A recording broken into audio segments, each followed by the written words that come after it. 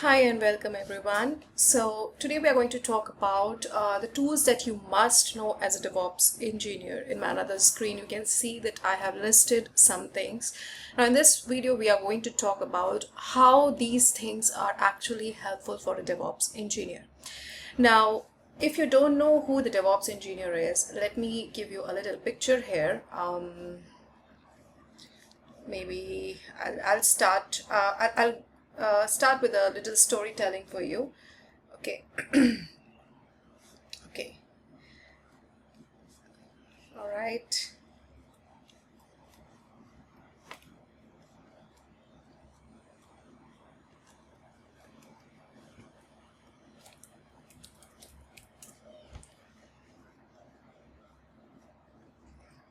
Okay. So many people get confused. If you can see my screen here, many people get confused between a DevOps engineer and a DevOps engineer and a coder, a developer. So for example, if this is a DevOps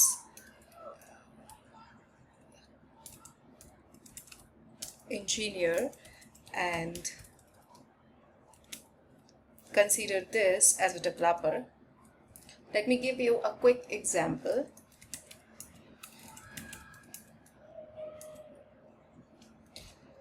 Now,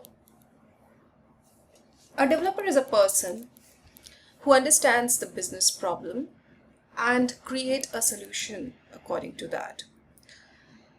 So for example, I'm a business owner and I need a website. I will tell all my requirements to the project manager, and the project manager will convey this information to the developer. Now the work of the developer is to think from the perspective of an end user and as if they are using the system and what problems they might face, how that system should look like, and that's all. That's all is the work of a developer. Now, I'm not judging or saying that a developer has anything less. Coding is another level of task. So he is a person or she is a person who works on the technicality of the content, while project manager manages a team of different developers, content creators, maybe you also have UX UI creators, UX UI designers, and then testers. Okay, so let me create some more people here that will give you a proper example. I'm sorry if the clip arts are too absurd, but here I'm going to give you a little idea of what is happening. Okay, right? Maybe this is okay. So this all right, I'll keep developer here. He has testers. This is a project manager, and this is the DevOps engineer. Okay, the dev team. And dev team have many people. Okay, so that can be tester. One can be UX UI designer or some other people. I mean, you might be working in a company, you understand, so there are many people, right? So this is a dev team, this is especially a developer, and this is a project manager. Let me write here. Okay, now DevOps engineer is someone different. Okay, how? I'll tell you. Now the project manager manages this team, the sprints and everything. Here comes the Scrum Master concept.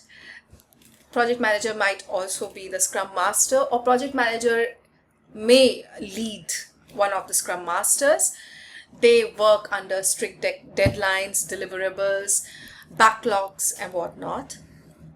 Now the work of project manager is to interact with the business owner. Let me create a business owner here.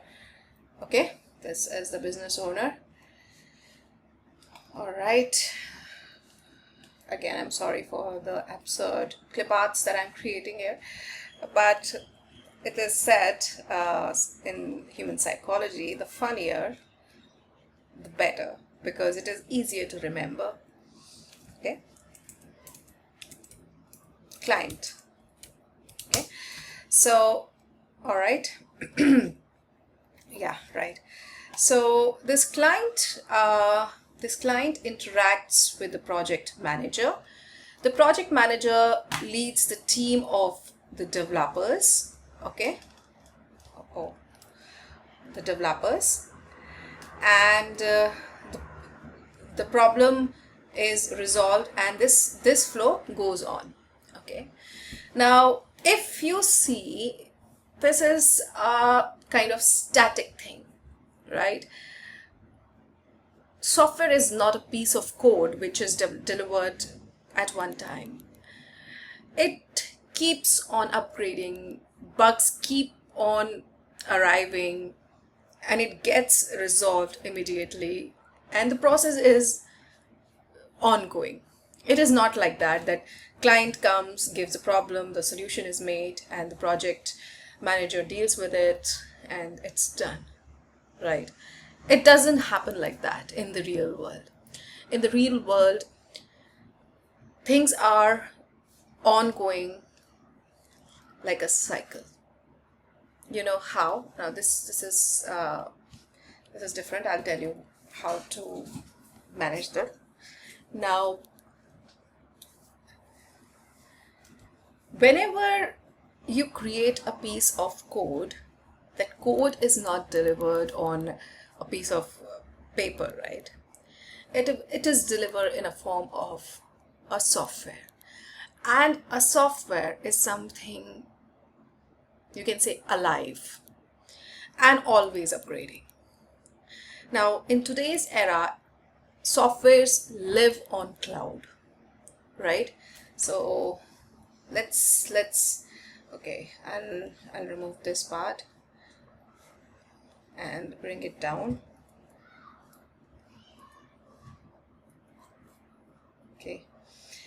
Okay, so I'll copy this, in fact, and I'll bring it up in this way. Okay, now you have to understand that a software lives in a cloud, which is always updating, changing, expanding, or there are a lot of changes, accessibility and everything. Now, when the software lives in a cloud, the process keeps on changing. There might be certain changes, there might be certain issues. It's ongoing. Now, this part is managed by a DevOps engineer. Okay. Now, let me explain to you how DevOps engineer works.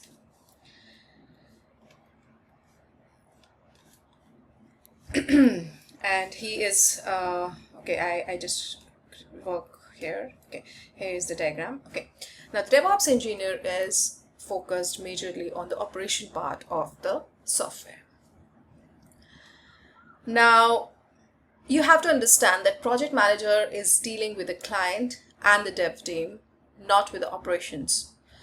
The DevOps engineer is the one who is working with the client, with the project team, with the project manager, and with the cloud.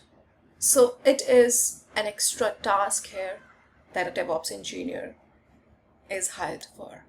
Now, if you are a DevOps engineer, try to understand your importance in the company. You are dealing with the real code. You are dealing with the pipelines, and by pipelines I mean automation, the changes, the bugs and everything.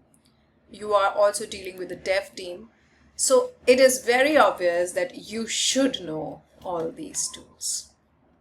All right. Now, I hope you understand what I'm trying to say here. But let's talk, this is the human picturization. Now let's talk about the software picturization of what I'm talking about. Okay. All right, let me delete this and let me show you what I'm talking about here. Now, let's understand. Okay, this is something bad. All right, let's understand this is a piece of code written by a DevOps developer, tested properly, done, and everything. And let's imagine we have this cloud here. This cloud is pushed on this code is pushed on the cloud. Cloud is a production environment. Do you think this is the right way to do? I don't think so. Let me tell you why. Now, since I am a developer, if I keep on pushing the changes to the production environment, then how will the tester interact with the code, test it, review it, approve it, and where will this process happen, right? So if this code is living on my, if I am a developer, if this code is living on my system and I'm pushing it continuously on the cloud, I am going to break the system for sure, because it's not being tested, it's not being approved. Okay, so as a developer,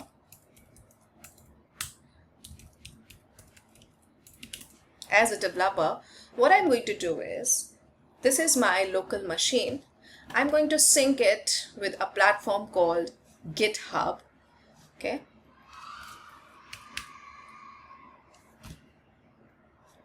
Okay. It's a collaborative platform. Okay. It's a collaborative platform, and my code is going to live here or on this machine. Okay, and this again is going to be sent here on this platform. It is going to be reviewed by tester, it is going to be approved by project manager, and then it is going to get pushed on this cloud. All right. So from developer's machine here, it is going to go to GitHub, and then from GitHub it is going to go to the cloud, right? And it is going to get deployed. Of course, it's a production environment, it is going to be live. If there is any problem, the problem is being reflected on GitHub. A notification is sent to developer or maybe any other dev team member. They review it and then they resolve it, and this process goes on, right? And this is not just for problems, it is for upgradation, it's for certain things. As I told you that a software is a living being, a kind of living being, always having some or the other issue need to be monitored. Okay, even if you don't have any issues, even if you don't have any problem in the software, if you don't want to upgrade, there might be chances that it is consuming a lot of CPU, and there are many other issues. Okay, so the problems can be many, and it is collaboratively managed on GitHub. Since there are multiple people here, one system, we cannot rely on one system to push the code to the production environment, right? So now this pipeline, if you can see this pipeline, the pushing of the code to GitHub and then asking it back, I mean to and fro, this is maintained by the one and only DevOps engineer. Okay, now here comes our hero, the DevOps engineer guy, who is maintaining all these things. He is the one who is taking care of the CPU consumption of the cloud, the compatibility of the cloud, and many other things, right? And he's also taking care of the PRs, the push requests, and various other collaboration that is happening on GitHub. So he is focusing on the operation part of it. Now, that is the reason it is not important for a DevOps engineer to know the A and B and C of the coding. That's not required, because whatever dependency, whatever requirements, whatever source code requires will be managed by the dev team. Okay, so here comes your collaboration, here comes your things like AWS, the cloud platforms, right? The Docker and Kubernetes, okay? Configuration management platform like Ansible, Puppet, Chef, and then CI/CD tools like Jenkins, Circle CI, Travis, GitLab, okay? Then there are other tools, management tools as well, like Jira, collaboration tools like Slack, Microsoft Teams, sometimes Trello. This is, of course, as we talked about, monitoring tools, Prometheus, Grafana. These are the things that you need to focus on, okay? Now, infrastructure as a code, of course, there will be scenarios where, according to the requirement of the software, you need to scale the cloud, okay? Scale the cloud platform, the instance that you are using, the volumes, the memories that is attached to the instance. So here comes the Terraform, AWS, CloudFormation and all, right? Then comes the security tools. This is somewhere a part of DevSecOps, but it is important for DevOps engineer to know as well, because accessibility, security is another responsibility of a DevOps engineer. Now, AWS IAM, very important. Even if you are not into DevSecOps, you have to know about IAM, access management. Azure Security Center, depends upon the type of cloud that you are dealing with. And one thing which is very underrated, but very important, I think it's the first thing a DevOps engineer must know, and that is networking. The networking part, the scripting language part, like Bash, shell scripting, Python, and networking, of course, as I told you. So these are the things which are very important for a DevOps engineer to know. I gave you the reason why. I could have shared this list with you, but it was not enough to justify why you need these platforms. So my dear friends, this is what I can say, the bare minimum of what you need to know as a DevOps engineer. Of course, you can expand your knowledge, expand your tools, but try to understand that market demands the skills in these. So this is very crucial. In the upcoming videos, we are going to talk about some projects, some real world scenarios where we are going to actually work on some of these. And